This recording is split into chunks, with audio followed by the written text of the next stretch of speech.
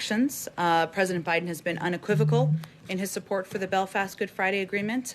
This agreement has been the bedrock of peace, stability, and prosperity for all the people of Northern Ireland. And we also welcome cooperation between our British and Irish counterparts on the Northern Irish Border Protocol. Go ahead, Hon. Just quick housekeeping one. Sure. When does Jen start? Let me see what I have here for you. I do know he's currently in California, and so he'll be working remotely for a period of time until he has his vaccine. Let me see if I have a timeline for him. I'll check on that for you, Hans. Just a quick follow-up, and maybe I'm too, but will he be in the West Wing or the EOB? Where will his office be? Yes. Well, he will be working remotely for some period of time. His title will be White House American Rescue Plan Coordinator and Senior Advisor to the President. Try to fit that on a card. I don't know. Long one, but impressive. He'll work out of the White House and have a team working with him. In terms of where his office will be, I'm not sure that's been formally determined quite yet. Okay, and then Zeke's question is sort of, does the president have any opinions or sort of thoughts on how Americans should be spending that they're getting their stimulus checks? More broadly speaking, all this money is going to be coursing through states and localities, cities. Does the president have any sort of preferences? Does he have any red lines of what they shouldn't do? If there are any tax cuts, would that bother him? How is he thinking about the money once it goes out the door to states and localities? Well, the original purpose of the state and local funding was to keep cops, firefighters, other essential employees at work and employed, and it wasn't intended to cut taxes.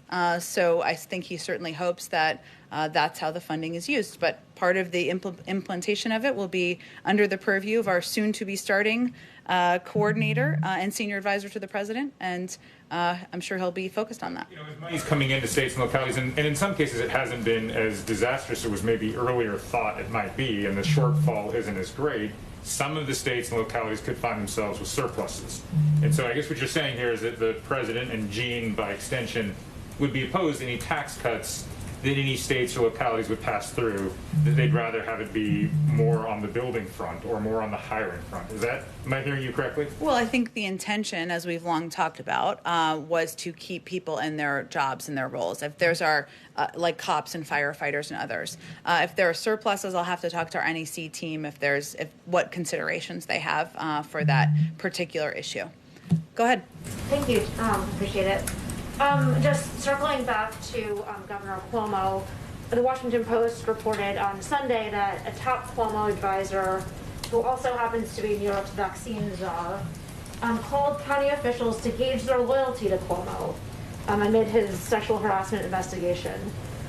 I wanted to see if the president is concerned that vaccine distribution in New York has become politicized, and is the administration taking any steps to make sure that political favoritism is not tainting access to vaccine for New Yorkers? Well, first, let me say we all read those stories. One was in your outlet. There were a number of other stories out there, and certainly we found them concerning about this inappropriate reported behavior.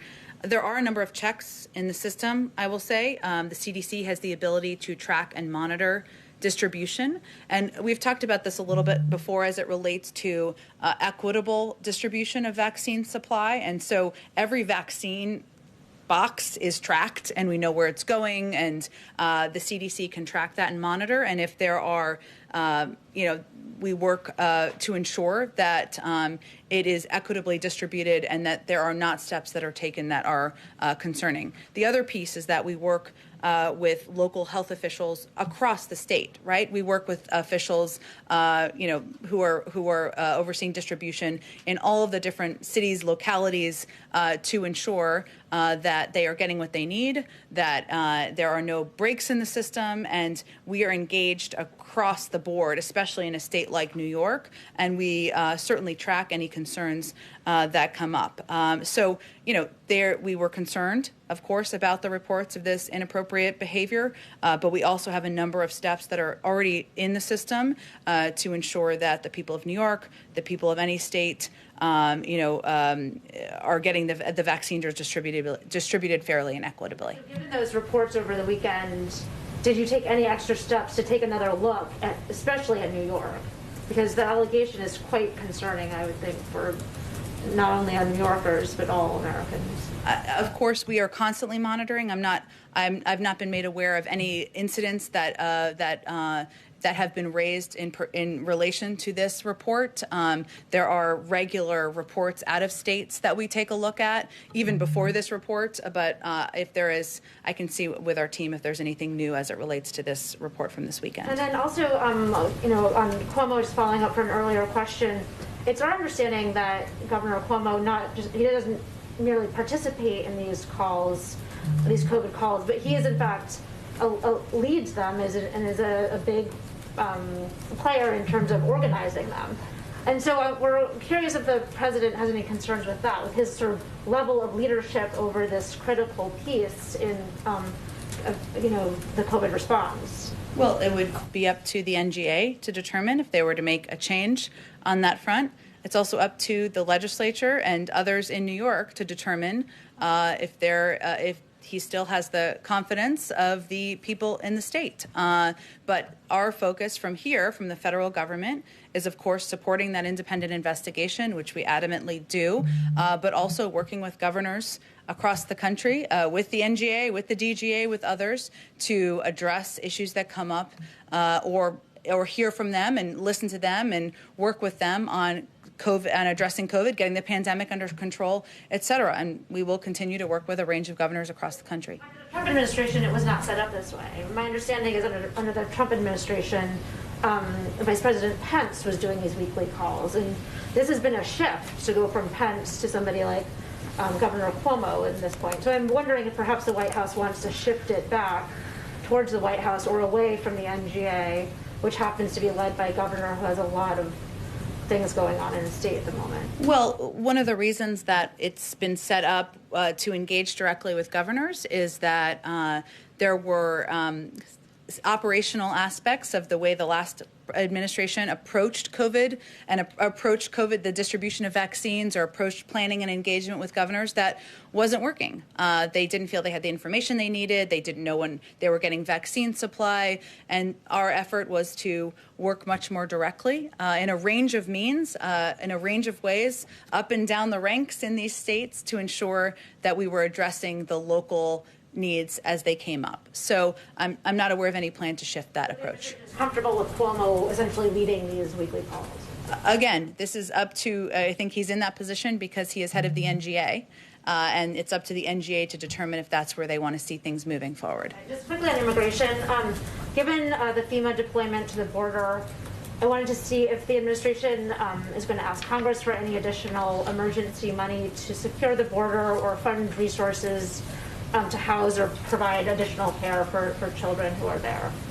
The problems is there's an immigration bill that we've certainly proposed that we hope that members of both parties will take seriously and engage in a constructive conversation about.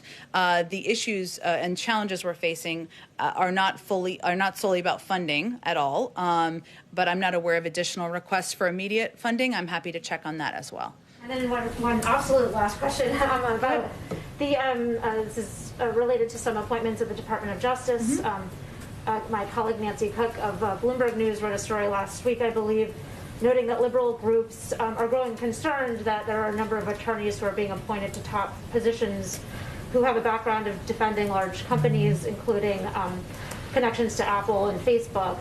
And these groups are asking that some of these attorneys recuse themselves in matters of antitrust matters. I'm just wondering if the administration or the White House shares that concern and is considering asking them to recuse themselves on some of these larger big tech antitrust matters that will be coming up, presumably. I'd have to look at it more closely. It may be a decision for the Department of Justice to make, but I will look more closely and see if we have a view from the White House about recusals. Thanks. Go ahead. Thank you. Oh, okay. Go ahead. Go ahead in the back. Thank you very much, Jen. Quick follow-up on the border. Does President Biden plan to visit the border? I don't have any trips to preview for you at this point in time. If we do, we will certainly preview them. Something he's considering or talking about? I don't have anything to preview for you. Okay, going back to the vaccine. I know you say the goal is to vaccinate Americans first, but I want to go back to the AstraZeneca supply sitting here in the U.S. without approval. Many countries are seeking. Brazil is also seeking access to the supply. And Brazil is in urgent need. Scientists around the world are saying that Brazil is a threat to the world right now, the situation there, the crisis there. Dr. Fauci said last week that the most important thing to do in Brazil is to get more people vaccinated as soon as possible. But Brazil is struggling. So